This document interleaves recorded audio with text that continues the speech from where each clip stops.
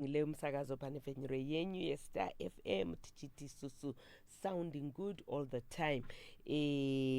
Tilda live kusvika kanengwa dza 12 pakati pausiku takagukuchira zvinoyera zvinoshamisa zvinotyisa uye zvinoda kufumurwa tozobatana nevakomana vemapepanhau edu reH Metro pamwe cheteka nerekwaedza tichinzwa kuti zvakamira sei. Chirongwa behind bars tinacho nenguva dza 10:30 kozotiwo tinopedzesa chirongwa chino nechikamu chevanhu vakuru chikamu chatinoti isusu couples quality time patinenge tabatana naMiss P. Saka muchidimu ngamafichane ndozvamungangotarisira manheru anhasi uno uyu ye ikona ke lingakukhangelela ke kuntambama namhlanje silalo ke uhlelo couples quality time ihlandla esigqiba ngalo ke uhlelo lwethi kanti ke ngaphambilini siyabe sizwe ke uhlelo behind bars lapho sizwa ke ingxoxo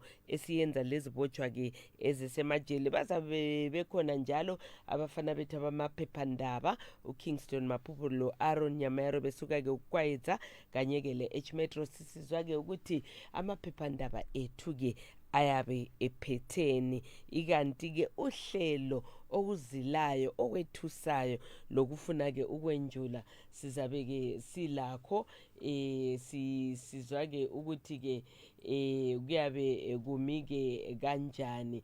So singathi ke ngamafichane ikhona ke elingakhangelela ke ukukuzwa ke kuntambama yanamhlanje tinokuthambira emakatherera muri kudzimba lilalileke lisezindlini makatherera kha muri kumabasa muri mugwagwa muri kunanga kwakasiyana tino tenda nekubatanisa ndikona messages arupinda pa WhatsApp platform yedu. Thank you so much for tuning in. Muri kutaura muri kunzvimbo dzakasiyana siyana Mutare, Chitungwiza, Epworth, Mount Pleasant, Bulawayo, Gweru, kwese kwese tiri kuda kungotenda kuti tiri kubatana, but just in case masaisai adone, remember you can also follow us pa Facebook page redu reStar FM. You can like and follow our page reStar FM apo nokwanisa kutera chino chirongwa ipapo zvekare muchizotero zvekare pa page rangu rakanzi iro Tilda live Zim anditika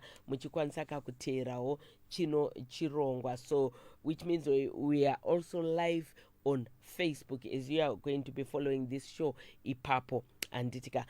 Anyway, amoneka tisingapedze nguva regai tichigadzirira ka kuti tinge tichipinda ka muchirongwa chedu chatinoti isusu zvinoyera. Asi kasati taita izvozvo kune avo vanotenda mune zvechivano mutsika dzechivano hanzi nasekuru Kanengo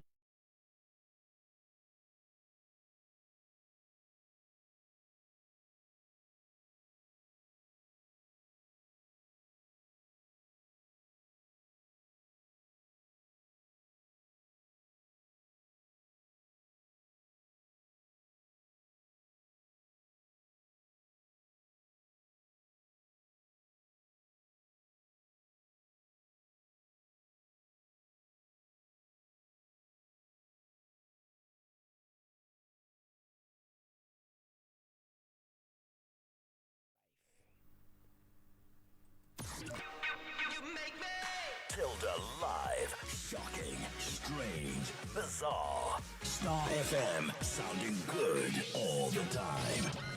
This is Tilda live on Star FM. Tilda live, shocking, strange, bizarre. Star FM, sounding good all the time. Right. Chirege tichipinda ka muchikamu chedu chatinoti isusu zvinoyera, zvinoshamisa, zvinotyisa uye zvinoda kufumurwa pane dzino nguva tichitambira our Facebook page family vadai zvikakubatana nesu pa page redu reStar FM. You can like and follow us izvezvi. We are live now and then we are also pa Tilda live Zim. Right, muchirongwa chedu tine nyaya tinayo unobva washaya kuziva kuti naizvinhu zviri kutaurika izvi zviriko here, zviri kuraramika here. Patakatanga kutambira meseji tichinzwa kuti pana baba vari kunzi ivo vapotsa rufu kanopfuura katatu, ende pese pavari kupotsa rufu urwu zviri kuitika nekupiswa, vachiedza kupiswa. Baba makadii henyu? Tiri kweri makadiyo? Ndiri right hangu, ndibaba Saini Morgan handiti? Hongu. Kuri sei kwabviwa shamwari? Kwabviwa kuna wanyatsomira zvakanaka. Handiti ka? Hongu. Right. Chiregai titange tichikupai mukana wokuti tichinzwawo nezvenyu. Totanga nekutonzwa kana upenyu hwenyu chaihwo. Because kana chinzwa kuti munhu akambobhombewa, akambodirwa neasidi, akambopiswa, akambodai. Saka toda kutangira kumashure kuti tione kuti dambudziko iri rinenge richibva nechekupi. Vanonzi baba Saini Morgan ndiani? Tikanzwa nezveupenyu hwenyu tochizoenda tichipinda kunzwa pakatangira dambudziko. Anonzi Saini Morgan, ndiri baba ane mhuri yavo. Ndine vana vangu 6. Okay, ndokumbira mutaurise baba. Ndoziva miri kurwadza, mune marwadza muinawo mumira. Anonzi Saini Morgan. Ndibaba vane 54 years. Ndakazarwa 1973 musi wa5 March. Alright. Mumhuri ine vasikana 4, mukomana 1. Baba wedu vari wekumozambique, sitangokwiriro muHarare. Ndakaendawo kuchikoro ndikasvika form 4. Right. Ndichibva ndazotoreswawo license nababa mukuru vakaroora mukoma wamai vanga vaina mabhazi avo. Ndichibva ndatangawo kuita zvekudhiraivha. Alright. After mapedza chikoro. Hongu. Alright. Saka mukudhiraivha imomo ndo mandaingoita ndaisanganisa. Apa mama nemakore mangani pamatanga kudhiraivha? 96. Ndatanga 96. At what age? Alright, okay. Alright, it's okay. Saka ndinoita zvakasiyana siyana, ndinovaka futi, ndinombosanganisa pane ndisiri kudhiraivha nenichita zvekuvaka. Saka mukuvaka imomo ndo makazoita kuti ndizosanganawo nemurume akandipisa uyu. Nekuti ndakatombomuvakira imba yake. Saka mukuvakira imba yake ndo makabva mukutaura nchiti ndaimbodhiraivha bhazi, ndaimbodai. Akabva azoti ndoda kuti tingawo motikari yangu rori kana kuti kombi. Ndechipi chinoita? Ndichibva ndatomuadvaisa kuti kombi inoita. Saka akabva azondifonera rimwe zuva ndichitoisa matiles mumba make. Ndadzokera kumba zvikanzi pane kombi yandawanawo kubudiriro. Ndikati tinoenda tese ndonoiona. Zveshuwa takaenda kuTenward kuseruko. Tikanoiona ndikati hai rufu i good looking kunze zvayo. But mukati mayo minjini yakaora. Vandateimutsa ndiri panze handambopinda mukati mayo. Vandavati haiite. Endei kumakaseu kwandaimbodhirivhara mota ndibva nadzo Joburg. Alright. Kwakutoenda kumakaseu kubva taiona ichinzi 10,000. Baby kwandam. Vandati 10 haiite. Inini ndine 6. Zvikanzi iwe uda kutenga here serious? Ndikati hongu. Apa ndimama makunotenga? Ndandine munin'ina wacho. Alright. Munin'ina wemunhu wacho. Ndobva paperback yacho yanga ine mari ndobva ndaipiwa. Ndobva ndamurakidzana ndoda kutenga serious because pane vamwe vanga vakutoidawo. Bva aona vanhu vai vanoziva mari. Wabva ati haisi 6,000 uya kuno. Vatataurana kusvika pa8. Ndobva tadirirwa $10 zvikanzi ende kuroad test. Ndobva ndaibuda naye tikaitesta muna airport. Tikaenda papolisi tikasainirana tikapiwa mota. Makatesta mukatona right? Kubva ipapo wabva wati chitotanga kutofamba nemota iyi. Ndopandakatangirawo ndakangoita 3 weeks nayo ndichishandisa motikari iyoyo. Apa makutakura vanhu? Ndandakutakura Epworth, Mbare Epworth. Alright. Mbare Epworth, stopover, Dombo raMwari. Saka yanga yatove registered? Yanga isina. Inini ndakavati zvoni motikari vakati tira kuti ibviswe mayellow plates iswe white. Ndikavati izvozvo hazvinetse, toziva mafambiro atinoita, tipei mota tiende kubasa. zvechokwadi wakatipa motika tikaenda nayo kubasa. Dzimwe dzakatonaka dzaikesha ma130 ma120, ini ndaitokesha 140 inini ndichivapa mari yavo. Saka kunetsana kwakazouya mushure menge ndaenda nehiring yeguruve. Kuguruve uku ndakanzi nemahwindi panoita $5 but iwo nombonyarara tombostrike chance kuti tikawanawo pachiti $8 tinogona kuti wanawo mari yakanaka tiri tu fandati alright.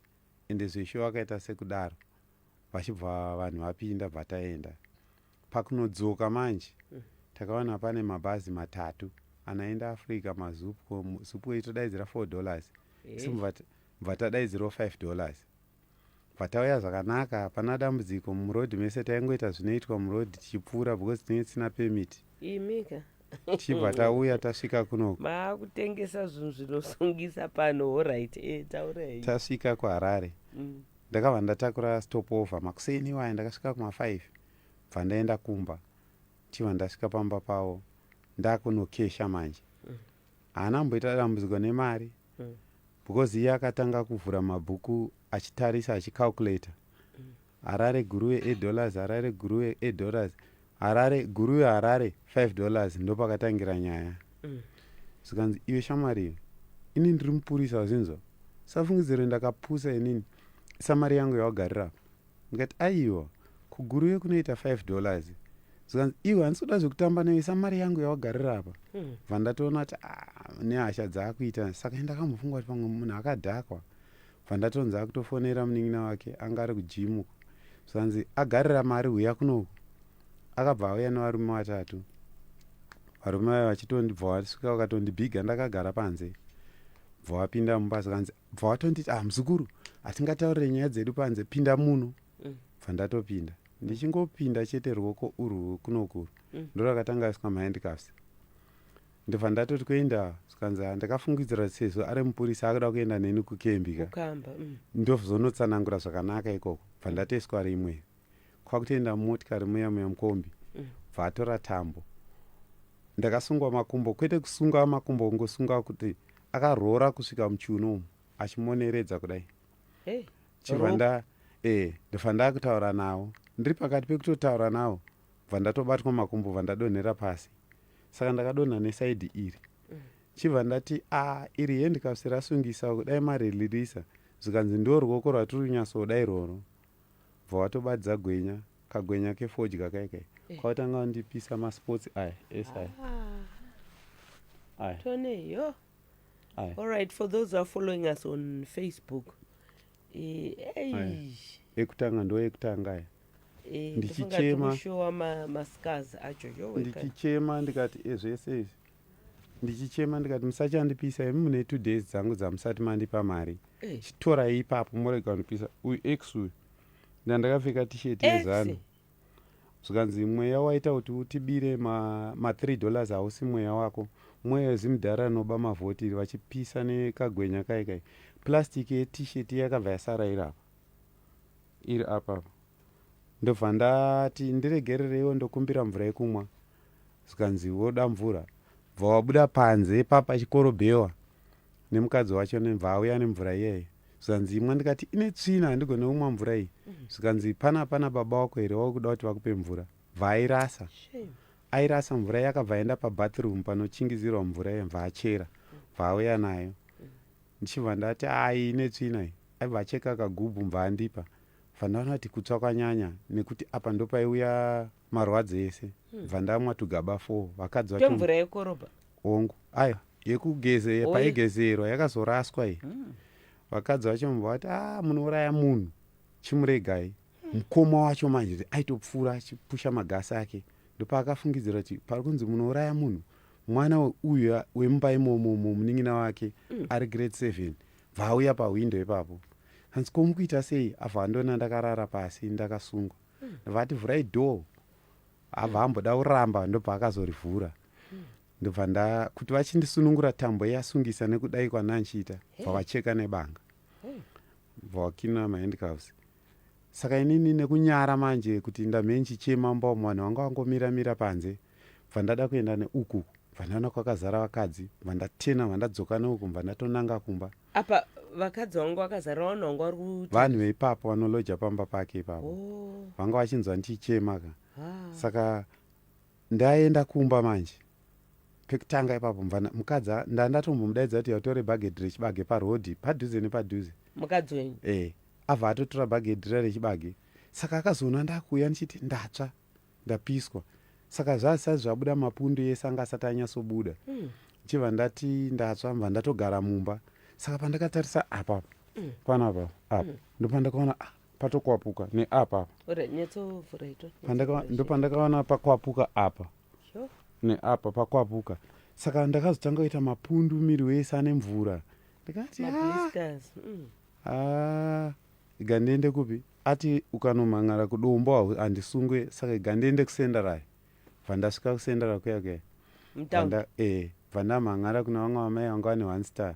Sikanzi mupurisa ndikati sikanzi uyu manje anonetsa anenge akutoda kuti tikudhairekti kumwe. Bva wandiendesa nemotikari yavo kunonzi kuna 7th uko police headquarters. Mva ndanomhan'ara ikoko mva wazofonerwa uko. Sikanzi ati haana mboya kuno. Bva ndati handambouya ndatya kuti izvona hagone kuzobatwa. Sikanzi dzoka kunoku ndobva ndanyorerwa tsamba. Bva ndadzokera ikoko. Ndadzokera ikoko ndakabva ndanosvika mvanzi akutsvagwa achingotiza achindifonera achinditi izvonenda nokanzisa dhoketi ndikupa 300 pekutanga ndikaramba. Vati futi enda nokanzisa dhoketi ya500 ndobva ndaramba.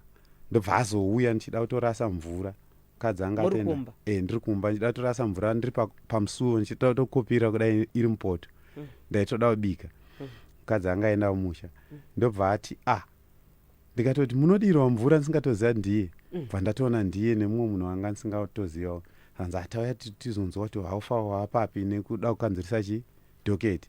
Bva ndati tinozozitaura mangwana kwakachena ina handidi vanhu panapa usiku. Hanga uri usiku? Kumangwe? Kuma 9. Nguva idzodzo kuma 9 ikoko 1 pane vanhu vaita pungwe yavo yechechi vanga vari pasaidi apo. Ndo vakazondibatsira moto wakubvira. Vakatoti tafunga kuti pamba vakabva vasvika nemajina avo maoversize handifunge ndiye aita apfeka meno kwavakati atora kwakututira padho kwakwadira petro. Ndobva vahenga pahendro yedho kwakubva watungidza ndiri mukati. Pamba penyu? Pamba watungidza ndiri mukati.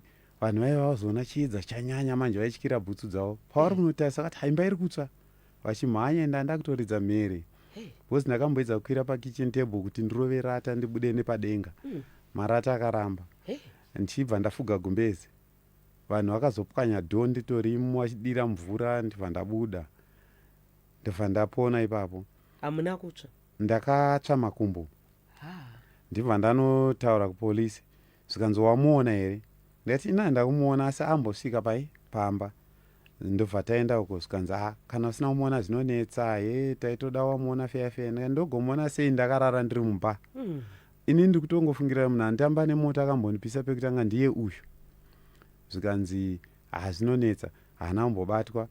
Ndobva ndangonyarara bva ndagara. Nyaya iyeya anga asiri kuwanika. Saka mumba imomo pamuri kuti makatsva makumbo hapana mimwe midziyo yemumba yakatsva? Pakatotsva magumbeze nehembe. Ndichibva ndagara ndobva ndati saka panapa igandibve ndiende pane vanhu vakawanda nokuti pamba pandakazoenda panogarawo musoja. Umu rumi inogara mumwe musoja umu inogara mumwe musoja. Bva wati uya panapa wakangoya panapa isi towabata towarova. Chibva ndaenda ipapo. Ndaenda ipapo ndakutogara zvakanaka. Ivo vanga vasiri kuwanika. Ndobva ndazongonzwa vakunzi vanhu vaiva vabatwa ukudiwa. Bva ndaenda ndizoona 3 days vanhu vaiva vanga vachinzi vabatwa vasiyiwa vanzi vakabhadhara bhero. Vakatobatwa ndikatovaona vatoriko. Vakatogara macheya so tikatotaurirana. Ndichitobvunzwa vachibvunzwa nemapurisa. Ndobva vazonzi vabhadhara vapiwa mafree bail pekutanga. Ndobva vasiyiwa. Nyaya yabva yakunzi iri kutongwa vasingauye vaitojamba vasingauye kukoti.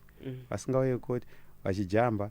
Saka ndakazongonzwa vakunzi futi vabatwa. Ndobva ndangoti ina handina nyaya navo kavanogobatwa kechitu sei ndisina nyaya navo. Handambozisa musoro zvangu. Right. Musi unoyi manje ndikufamba pamashops ndatenga airtime. kuma7 manheru. Pavakabatwa pavakavharirwa Vakabatwa mubva vasiyiwa vavari vangani? 3. Alright. Vanga vari 3. One wacho Mapurisa iye nevamwe vanhu. nevamwe 2 ava 1 vakamuramba vakati tatiri vatatu. Alright. Ivo vanga vari 4. Saka pandakazoti ndakunotenga airtime musi wa21 musi wa20 20 ivo mwedzi watabva unoyu waAugust uyu ndikati gandotenga airtime andifonere munhu wandikushandira kuti chi ndinomukira makuseni chinotakura zvidhina because hazviite kuti ndoloda zvidhina usiku. ndiri kutoenda kuairtime kuya bva ndaona mukomana panext door pangu akatondona nchikiya door nekuti ndakaisa zilaiti rinovheneka so kuitira nyaya yevanhu ivavo akatondona nchikiya door. Saka ini ndasingazivi kuti vakamupa basa nekumupa foni kuti ukamonita kuti ari kufamba sei. Saka ndakazoshamisika ndakumuona futi ari kumashopu ini ndambo asina kundidarika munzira mu zvakazanetsa kuti kwauya sei kunoku iye futi ane vanhu futi vapi vakambondipisa vai va3 mva ndangoti kune munhu weairtime ndipowo mari yangu. Saka ndakutopedza zvandikuitira pafoni ndikati pane zvikuitika vatondidzosera mari yangu bva ndatendera dai bva ndada kuvatesta kuti ndione kuti vanhu ava vari dai nini here. Ndakabva ndatanga umhanya iwo mva watanga umhanya ndakati hapana kwandosvika bva ndasi kungoti mubhucha straight bva ndaenda kuseri kwekaunda munhu iye akatiti chii ndikati ndiri kumhanyiswa saka anondiziva saka nomhanyiswa ndikati nevanhu vaizanzi asi nyaya haisati yapera ndikati haisati bva ndatogariswa muya ndofunga zvema30 minutes akati mira ndikutsvagire vanhu vanokrosa kudai vandoziva vakuperekedza ndibva ndati alright bva ndagara saka yaingowandirwa nekusevha bva ndakamira ndakazopedzisira ndapadhoo nchitarisa kwandabva kundisingatoziva kuti vanhu vatokumberi bva ndati Mudhara kunengwa zvikanzi safe here ndikati safe zvikanzi bho ndikati bho mukadzi wacho akatomboti madii mamuperekedza zvikanzi manje vanhu vakawandisa iwo uri kushopu ndobva ndati ndomhanya. Saka pandakangobuda nditanga kumhanya ndandakabaidza foni yanani nayo isiri iyi inguva idzi kuma7 manheru vanhu vanga vakatozara paspeed pa10 of chiremba vai ndaitomhanya ndakadai. Saka pandakavhenekwa nemotikari vakabva vandoona vari uko bva vachitanga kusangana neni. Saka mukunosangana navo ina handauziva kuti ndiyo ndakatomira padhuze navo kudai paakaburisa chigubhu mupepabheki achitanga kunditi pfee kumeso panapa papatone iacidi achibva ndispraya panapa ndabva ndanzwa kuvava bva ndachibata kudai. Pandakachibata zvava zvatanga kuerera ndimoona zvikuita maoko arifunuka zvese zvikudyika ndobva ndatsva zvava zvakaita yelo maoko ese andimoona achiri yelo ndabva ndatanga kuti ndatsva bva ndadzokera futi mushopu muya ndichimhanya ndichiridza mhere apa ndandakuvaviwa manje vanhu vakatiisa mumvura kutoisa mumvura zvaka zvatowedzera wese vamwe vakati mukaka kuisa mukaka zvaka zvawedzera mapurisa vanga pane mapurisa anofamba nepikapu veimomo vemuAirport wabva wangotosvikawo nepapo mva watonzi munhu adai so zvikanzi aita sei hanzi asprayiwa nevanhu vakadai bva ndati vaenda vakadai mva wabata mukuru wacho wavaishanda naye vakabva vamufonera zvikanzi uri kupi zvikanzi ndiri pabhawa apo zvikanzi titengerewo doroka bva watosvika bva watomubata ipapo. Saka mupurisa mukuru wacho ndiye mupurisa. Saka inini manje ndairwadziwa zvekuti ndaishaya kuti ndodii kuti ndidii ndaishaya mva ndati ndisungei nerekeni vakati aiwa maoko mumwe mupurisa ndiye akazoti itira weti kungoitira kwandakaita weti mva zvati zii papo ipapo ndikati bva zvaita zii mva tatotakura nepikapu iye mva taenda kudombo bva avharirwa akavharirwa 2 days mumwe wacho akazobatwa mangwana bva vati tatiri 2 bva varamba mumwe wacho wechi3 aindibata makombo vakatoramba varamba kudaro bva vaenda kurimandi uya anga ashandiswa kuti daidza munhu wefoni akabva asiyiwa ari mukati haana kubhadharirwa iye akazvibhadharira ega bva abuda. Amai veuyu vabva vazotsvagawo mari bva vanoburitsa mwana wavo akaita 5 days ari kurimandi akavharirwa. Saka adzoka kurimandi ikoko abva asikongonditi Mudhara ndokumbirawo regerero ndauya panapa chero ndisingafaniri kunge ndichisvika musateedzere zvevanhukadzi amai vangu kana vakakutukai ndauya zokukumbirai regerero ini ndasingatoda kutaura naye. Saka pandakanzwa achitaura zveruregerero musoja akabva anditi nyarara zikanzi ukukumbira regerero vezvikanzi ndakashandiswa nevarume ava ndisingatoziva kuti vakanditi vada kutaurirana neuyu handauziva kuti vada kumupisa nemushonga sori Mudhara ndikati unozonozvitaura here pamberi pemapurisa zvikanzi ndinonotaura ende zvechokwadi haana kuvanza ndakatoenda naye pamberi pemapurisa akatotaura akatoti ndiri kukumbira regere kuna Mudharava. Ndikati iwoka kana tazoenda pamatare ka ukataura seizvozvo ndichatenga affidavit ndokuregerera ndonyora. Ndobva atoudzwawo futi zveshuwa na1 stars kanzi anogona kuregera mukoti ukasaita se ukataura se mupurisa. Akabva ati ukataura sematauriro akuita anogona kukuregerera, panonyorwa anonzi maaffidavit. Bva atotanga kutochitaura zvese zvikanzi mukuona munhu akapisirwa mba uyu akapisirwa nemunhu anonzi Fungai. Oh sorry. Akutotaura iye manje kuti hope kutanga paya ipapa pacha aipo kupisirwa mumba asidi vakanogara uku handiti uyu akangobuda angoita 2 days chete abuda ndobva atoya nepetrol bomb bva akanda mumba ndakarara mba yese mba yatsva zvinhu. Alright, tichiri paasidi ka uya abuda ari kumbira regerandi. Aiwa akandikumbira regere ndatozotsva ndakatotsva asipo. Alright, after acid makazoita imwe ataki futi ongo. Alright, chii chakaitika? Ngatarisei imwe ataki yechitu chii chakaitika? Inini ndakarara ndingati ndisandarara kumapast 12 ndaitandara ndiri munext past 12 usiku taiona firimu ndobva ndati ndakuenda zvikanzi aiwa masoja kwega zvikanzi iwa ufambe wega iwe totokuexcota nemasoja handei ndobva ndatoenda namo bva ndatokiniwa dho zvakanaka bva ndati pamunongoti nzvera panchienda kutoiletuka ndogona kona mapinda munhu ndimirirei pai panapa vakatomira ipapo havana kutombotaura naye akatopfuura nepachivanze. Akapfuura nde mukuru wacho mupurisa wayo kundipisa pekutanga akatopfuura nepachivanze akadai nemunhu wanga ainaye nandira kumuziva. Makanyatsomona imi? Inini ndichitobva manje kutoiletuka ivo ava havana kutaura naye ndichitobva kutoiletuka bva ndatodhumana naye akadai foni ndikatoti munhu ukati ndiye munhu uyo ava mva wati wamuona here ndikati ndamuona ndikati umancharara ndakatonyumwa ndikati umancharara zvikanzi rongedza zvinhu zvako ndati manje stovhu yangu iyi ndoitakura sei ndikaisiya muno munogona kubiwa saka ndakutoboora apa kuti ndikakiya apa ka notenderedza cheni nopinda mukati zvikanzi orit unouya kuseri bva ndatopeta magumbezi 3 bva ndaisa pacheya chibva ndatoti gandidelete zvinhu zviri mufoni ndozonosendera nevakomana avo zvandiri kuda uku bva ndatokotsira ndakatorara pamatress ndakarara ndakazvambarara apa pai mumba mangu imomo dho harina kukiwa ndabva ndakotsira sanda pamamuda kubuda ndaida kuda kubuda pandakangoti firimira ndambopedza rona iganongoona firimu pafoni bva ndatorara ndarara da dho handaukiya zvoti dai vakatoziva kuti dho harina kukiwa ka vaigona kutoita zvekutondicheka pamwe nebanga saka inini vakangobva neuku kwakutokanda 1 lita rekoko rere nepahwindo richibva ratoboka moto ibva watozara imba ka1 saka rechitu racho havana vakabva varisiya panze ipapo ndo rakazitorwa nemapurisa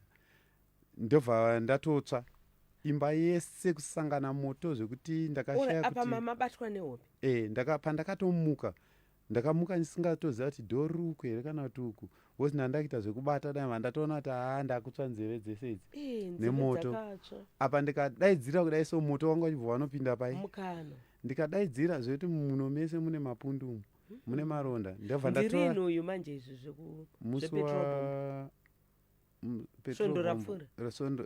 sondo rapfuura iro riri madheta acho akanyorwa pamapepa ndasiyawo bva ndatoona kutoti ndakutotsva trousi rakubvira bva ndatora gumbezi bva ndafuga saka gumbezi riya moto waipinda nepasi apa uchiti pandirinodaidzira ndandafuga gumbezi risanyasa vanhu vanga watozvinzwa dhara pakadhuka petrol bombi saka vanhu vanga pavakanoedza kunokika dho vachifunga kuti pamwe rakakiwa munhu akabva anopinda nedho iroro mumba ndobva vatanga kudira mvura ndobva ndatoona kutoti chiedza mvura nemhepo iri kubva neapa nemvura bva naenda ikoko ndichinosvika padho ndichidonha vachindizuva vatanga kumboda kudzima saka paipi yegasi ndeyakazoita mistake because yakazotsva ndobva vachiti vakadira mvura moto uyoramba wakangonongedzera kune zvinhu zvichingotsva saka paipi ndo yakatsva nepakati because yanga iri 4 plate stove saka yaitsva yakanongedzera kune uku moto uchibuda chete kusvikira 5 kg rapera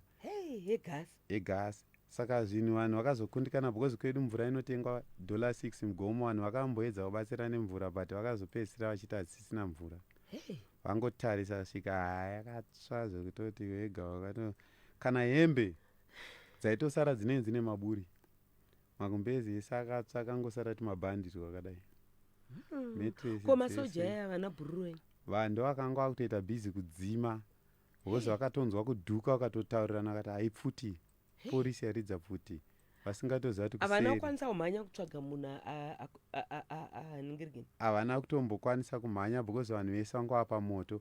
Chero ivo vanhu vacho vakatosiya 5 liters yanga ine petrol yanga yakasvika apa, nebhodhoro ranga rine majecha mukati. Majecha yanga akadirwa futi petrol because parakavhurwa nemapurisa rakatoti pfu ngekokora yavhurwa. Saka vanhu ivava vanditambudza zvokuti chero kufamba kwandakutoita ndakutya. Saka vakabatwa Havana kubatwa nanhasi izvezvo vari kutofamba panze. Makusini ndatoona vari mukombi yavo iyoyo. haivo nanhasi Nanhasi havana kubatwa vari panze. Vatondibhabhaisa vari mukombi yavo makuseni chaivo. kutokubhabhaisa Vakadzi vemusika vakati asiyanai navo ava imhepo idzi ringovhuvhuta idzi. Kutondisotesa ndiri pabhasitopu vakatondibhabhaisa vaitobva kumba kwavo. Saka pamakadzokera kana kuti mapurisa akauya pasini vari kuona pamba pakandwa petrol bomb matsva mumba matsva, vakati chii? Officer in charge wacho ane mastar matatu ndiye mukuru wepastation. 3 star Akatouya nehunting yanga akabata maoko usiku iyo kuma 3 ikoko. Akati izvi hazvisizvi, munhu wekauyu isusu ikauyu munhu wekauyu atonetsa ngaatotsvagwa izvezvi, achitopa order kuna vakomana ngaatotsvagwa hanzi plus uyu hatichamusiya panapa takutoenda naye because tikamusiya panapa anogona kutokwadzwa futi. Chibva ndatobva nawo mubva ndatoenda nawo kwamakuseni bva vatondipa mari yetransport because mari yanga nayo yanga yatotsvira mumba. Chero license rangu rakatsva kumashure uku kune retest ndoko akatsva kufrandi ndoko akasara. Uku kwese kurara yesilver radai, kumberi ndoko rakaita yellow chete because rara rakakwidibira dai. Saka handitori narugare nevanhu ivavo. Right, pari kuitika zvese izvi muri iri kupi? Vari kumusha. Vanga vaitofanira kutouya nhasi but mukadzi nevana vana vari kuenda kuchikoro, vanoendera kuchikoro kumusha. Apa mamuri mega? Nandiri ndega. Ivo pandakatombotsva pekutanga vakauya ndikadirwa asidi vakauya vakatodzokera. Vaitoti ndasiya zvinhu zviri panze mbva vatodzokera.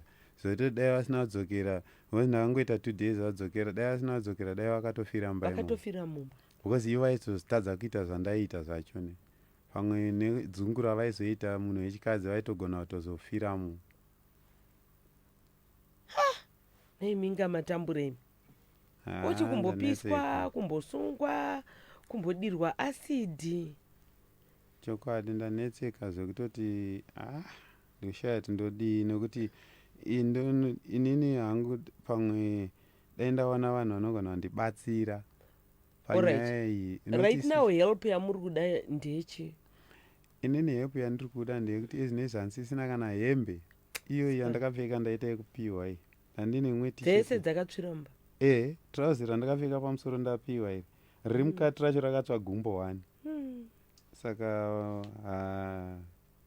handina kana chinhu kana maplates kana makapu madhishi zvese zvakatsvira mumba imomo. Chinotogona kukaundika kuti chandinacho maspoon esimbi. Nekuti futi dai ndawana vanogona vandibatsira futi panyaya iyoyo vanozivawo mamwe maofisi anopindwa isati aziye. Vemutemo chaivo. Vemutemo isinozoziva kuti modini moita sei hongu. Nokuti tinozoziva maofisi iwayo kana taamudambudziko, kana tisina dambudziko tisingakuzivi kuti ndekupi. Okay, right. Mati makamboenda police headquarters ndiri kuona vamwe vatumira message pano hanzi go and see Commissioner Paul Nyati pa PGHQ. Right. Ndi mumo ari kuita sei ari kutumirawo mamessages iwayo handitika saka izvi zvakaitika last week musi wechinganzi zvokukandirwa petrol bomb. Handichanyasoremember because musoro wacho chero kutorara chaiko ndinotombokanganwa zvimwe saka iko zvino muri kugara pai? dambudziko raapo manje pekugara ka vanhu kuti vari kutya kuti tikakutora vanhu vese vari kutya, chero pavaitotaura vachida kuhwitinisa vanoramba vanototi tinourayiwa nekuti vanhu ava vanotozikanwa nenyaya yekurova vanhu imomo. Saka vari kutya kuti vakanditora ka vanobva vatitopisirwa pamba, vakadai sobva vatopisirwa pamba. Saka inini kana ndichitoenda kunorara pandinonorara havatoda kuti vazive kuti izvoni ndasvikapo. Ndinotoenda zve usiku zviya zvekutoti kana dziri shamwari dzangu dzongoti uya dzinongoti uya, dzinongonditi uya urare, ndinongonorara huri usiku. Saka pane kumwe kwandandatombovana vamwe amai vangu vati aiwa yagare kunoku nekuti pamba pangu pane imbwa. Saka chimboya umbogara panapa because imbwa dziri panapa dzitodzivhurira manheru pakasvika munhu tinomuona. Saka ndo pandakutoti ndikawana mari manje. Pamuri kufamba masikati havasi kuteera here kuti vaone kuti maenda kupi? Pandiri kufamba masikati ndogona kunge ndichiteerwa nekuda kwekuti vane tsika yekushandisa vanhu. Ivo havateere vachionekwa live. Vanoshandisa vanhu. Vanoshandisa vanhu kuti muteere muzotiudza. Kumboenda kumusha? Kumusha ndinogona kuenda, asi kuti kumusha kwacho nemanje kunoenda kuseri kunana Pfungoko unenge wakuzobva ikoko uchiuya kukoti nekuti ndaane 5 madhoketsi evanhu ivavo. Zvimwe zvacho handitoripota, vanogona kutondimhanyisa handitoripota, ndotoona kutoti unoramba uchingoenda nenyaya 1 chete kupolisi kwacho hazishande. Shame. Alright. Ndiri kuona vakawanda muri kutumira mamessages, hanzi vapei namba idzo vanogona kubatsirikana. Right, vari kudawo kutibatsirirawo baba Sign Morgan, kunyanya vari kumitemo, kana muchikwanisa right now. Tokumbirawo mutore namba idzi muvabate ipapo 0781 133 789. Ndichadzidzokorora zvekare 0781 133 789. Right, tokumbirisawo vari kuzivo kuti vangasvikawo sei kumaofisi ari kwamusoro kuti vanhu ava vakwanisewo kakuti vange justice ichisevhwa. Anditika 0781 133 789. What we know is no one is above the law. Hapana munhu anoita zvaanoda panyika panapa. No one is above the law.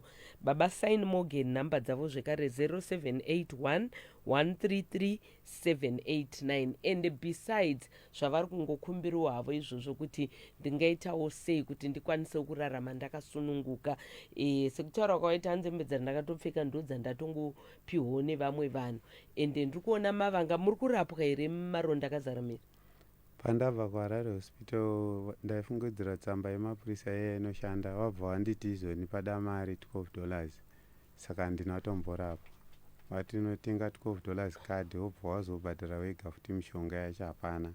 Saka ndangodzoka ndisina mborapwa. Alright, it's okay. It's okay. Antimanzwa parudo zvekare mari yekurapwa 0781 133 789 0781 133 789 ndo namba dzababa Sign Morgan. Veduwe haisi nyore kuramba wakangopotswa nerufu katatu kese, omboti kumbopiswa, oti ukandirwa petrol bomb, oti kudirwa acid. It's just not right. It's just not right. Anyway, Baba Morgan, shoko renyu rekupedzisira mhuri yeZimbabwe. Shoko rangu rekupedzisira mhuri yeZimbabwe ndongoti vandangokwanisa vandibatsirawo vanongondibatsirawo. Nini ndikutotambudzika, mari yacho yese yanga nayo yakatiramba imomo. License ndakangonzwa hangu mapurisa vachiti izvoni tinogona kukunyorera tsamba unopuwa rimwe. License mogona kuwana rimwe. Alright, it's okay. Alright, it's okay baba, it is well. Anditika todango kutendai nekuya kwamaita kuchirongwa chino ichi. Totenda. Right. ndoziva prophet havadi akati please handichadi zvokumakamera ndozonzi ndaningirikina. Prophet, thank you so much. Kubva kuna Prophet Elijah vati ndikutambidzei mari iyi. basa. Totenda Prophet. Mangwana mokwanisa kuenda kuhospital kunobatsirwa nditi. Totenda maita basa. Alright, it's okay baba. Maita henyu munogona shame. It's alright. Okay. Veduweka, this is just something else. Uchinzwa zvichitaurwa unofunga kuti zviri kuhere kune zvinhu zvakadaro. Hanzi kune munhu anzwa nekungobhombewa kupiswa neacid, kandirwa mapetrol bomb, kupiswa cigarette lighter nezvimwe Veduweka. Let's give him our support. And chimwe chandikuona baba vacha vari kuda itori counseling as well. Sekutaura kwavari kuita kuti kana kurara kwacho ndikukanganwa, ndikuita confusion, vakutoda necounseling as well. Anyway, zvakaoma hazvo. Prophet Elijah, makadi henyu? Tiri right tete, makadi? Tiri right hedu.